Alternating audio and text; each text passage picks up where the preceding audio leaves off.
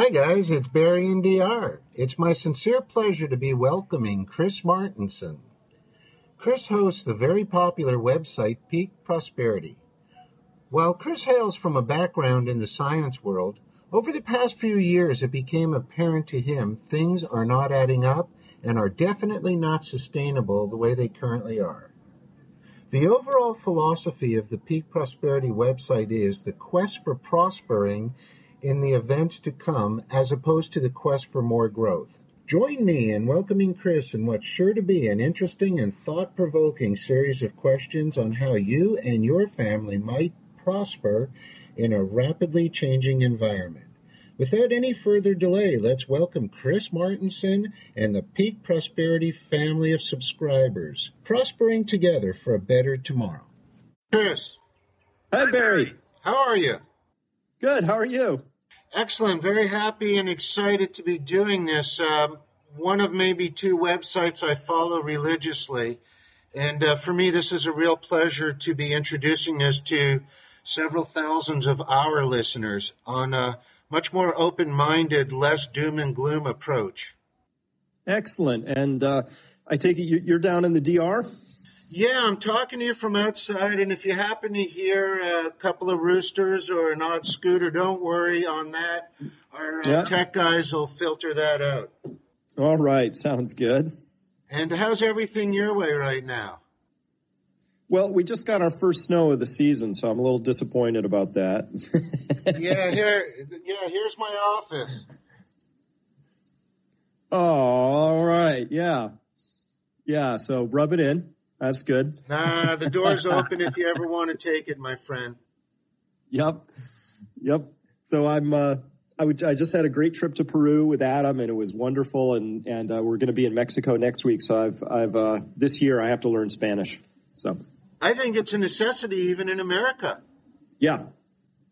Chris, let's move on with the questions and see where it goes from here. My first question to you, Chris, I myself, being an avid reader of Peak Prosperity, know you come from a science background. Briefly give our listeners a bit of information about your past career and what prompted you to change not only careers, but from what I understand, a complete change of lifestyle. Adapting to a more sustainable and less complicated way of life seems to have been your choice.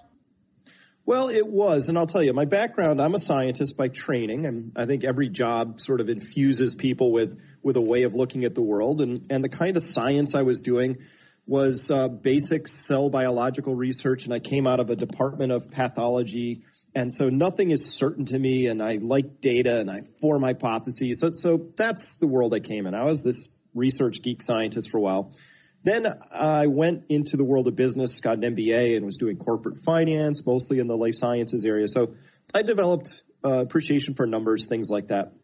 And I was doing everything I was supposed to do, Barry. I got the degrees, got the job, had worked my way up to vice president of a large company. And then at one point I was looking around, I lifted my head up, and I said, hold on a minute. Something is wrong with this story. I became very concerned about what I was discovering as I investigated, in a very research sort of way, the economy, looking at how money is created, debt levels, all this, that. But then it was my background as a scientist that allowed me to then weld what I'd learned about the economy with what's going on in the world of energy and all that. So the information that I got at first really scared me. I was really concerned. I said, wow, this is unsustainable. It could snap at some point. I can't predict when, but I need to be more prepared for that, more resilient. And got my wife involved, and we made big changes. We sold our big house, started renting a smaller house, have since purchased another one, but much smaller than the one we used to be in, changed where we live from a place which was a bedroom community where not a lot of people got to interacted in a deep way, and moved to a place with a much more robust community. And we took our kids out of school and started homeschooling. The TV did not make the move with us. It got broken and never replaced, is what we told the kids. And so we changed everything. Who our friends were, essentially, ended up shifting. The job, how we educate our children, what we think, what we do, everything shifted. Now, I'll tell you, I did that out of a place of concern, out of fear. Now that I've gotten to this place of a simpler life where I have a garden. I have chickens. I've got these deep relationships. I've watched how my children have just blossomed into human beings because of the way we've raised them. I would do this very willingly now. I would leave that old life behind in a heartbeat to get to this better life that I've got. So I think I'm living a more resilient and better life. And I'll admit, I started down this path because of concern, but now I would head straight towards it because it's a better way to be. Excellent. Chris, moving on to the next question. I caught on to the numbers not making sense late in 1984 and have been living in various countries such as DR ever since. And if I had to do it all over again, it would be ditto for me. The quality of life when you simplify is amazing. In your recent post, central planners are in a state of panic. You mentioned the following. Whether by coincidence or conspiracy, every possible escape hatch for 99.5% of the people has been welded shut. We are all captives in a dysfunctional system of money run by a few for a few, and it's headed for complete disaster. When you wreck your currency, all you do is steal purchasing power from savers and transfer it somewhere else. Here at DRescapes, we suggest a simpler life in a simpler country. Chris, what options do you see at least open for now for the folks residing in Western nations? So what I really recommend is everybody needs to start with a solid grounding of what the game really is. What you're taught in school about how money works, what you're reinforced with daily in the newspaper is all wrong. What you need to understand is the game and how it's being run. So, for instance, the Federal Reserve has dropped interest rates to 0%, and they wave their hands and say, we care about unemployment, we care about credit markets, we care about this stuff. That's all complete junk. When they put interest rates at 0%, they are, by definition, explicitly taking purchasing power from savers and giving it to some other people. Who it's going to is no mystery. Open the newspaper. Wow, the rich are getting richer. This is weird. They present it as if it's like a comet just showed up in the sky and we have to talk about it. No, that comet was put there. We understand that this money is being transferred from a lot of people to a very few, and that's what the central bank does. So that's the first opportunity. Once you understand what the system is, you go, oh, okay. Now, what do I do about that? What you can do about that is understand that every single time in history when this particular thing has been tried, and it's been tried, the Romans tried it, Weimar Germany tried it, it's been tried over and over and over again, which is basically trying to fix past problems that were created by printing too much money, by printing more money. And it's never worked. So if you're a student of history like I am, you say, okay, how will this play out? It's going to play out in what we call a massive wealth transfer. And that transfer is happening right now slowly with the 0% interest rate, but later in this story, it happens very fast with a destruction of the currency system. And so the way people prepare for that is don't have all your eggs in the currency basket. So you're a millionaire. You've got this huge stock portfolio. You own bonds. It's laddered, structured, municipals. It's diversified. All of that could go to zero. And then what do you have? So this is why, every time we've seen a wealth transfer in all of history, there are people who hold the claims on the real wealth and people who hold the wealth. Let's be clear. Real wealth is land, it's productive enterprises, it's resources, it's things like that, tangible, real stuff. Claims on that are things like stocks, bonds, cash currency, derivatives, all these other things that Wall Street and its marketing arm, called the mainstream press, have done everything they can to convince us that real wealth is money. It's not true. So we'll relearn this. So the opportunity for people living in Western nations is to understand what that game really is, understand the chance of a wealth transfer coming. Please don't have all your wealth eggs over here in the paper world. You have to have some of it. In fact, I have almost all of mine over here in the other world of real wealth, trusting that when the reset comes, and again, I can't predict when, nobody can, but when the reset comes, relatively speaking, I'm going to be much better off than somebody who was not positioned that way. That's a key point you're making, when the reset comes, as well as with metals, as well as with real estate, productive land. It's when the reset comes. I agree with that totally. And And that's why this paper facade and this market rigging, I mean, market rigging's been going on since Christ was a kid. I mean, there's nothing new there, and it's went on the rebound, and people need to have patience, and people really need to understand that. Chris, I'd like to move on my third question. I know you focus on the 3 E's in your book and video series Crash Course. Huge fan of it. It's awesome. For our listeners, the 3 E's stand for economy, energy, and environment. You make a great case for how the power structure and politicians have mismanaged each of these critical aspects of people's lives. Here in the DR, I think we have addressed each of these 3 E's in our own unique way. And to me, it seems much less a doomsday scenario than it does for most first world countries. With only 1% of the population in the U.S. involved in farming, I'm not seeing any way this bump in the night can work out well.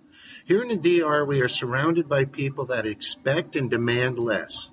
We are surrounded by people that have, for the most part, settled on energy-efficient scooters for transportation. We live in an economy that's largely family agricultural based, producing ample organic fruits, vegetables, beef, chicken, and seafood. In short, over 60% of the people are either related to, work on, or have a family member who owns a farmland, or who is involved in agriculture. The environment is generally clean, ample aquifer water.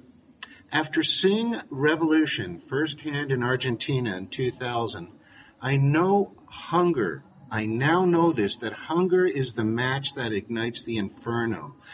So the better question might be, not only will I be affected, but rather to what degree will I be affected? I can actually envision a post-crash world down here that looks very little different than it does now.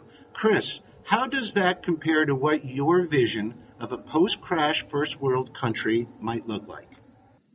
Well, Barry, what I've been doing is recreating for myself up here in the so-called first world many of those redundant, backed up, resilient systems you're talking about. So with respect to energy, food, water, those are the basics. And in my own life, I've been recreating those, and I'm in a community where people are actively recreating those. Because here's the hidden secret.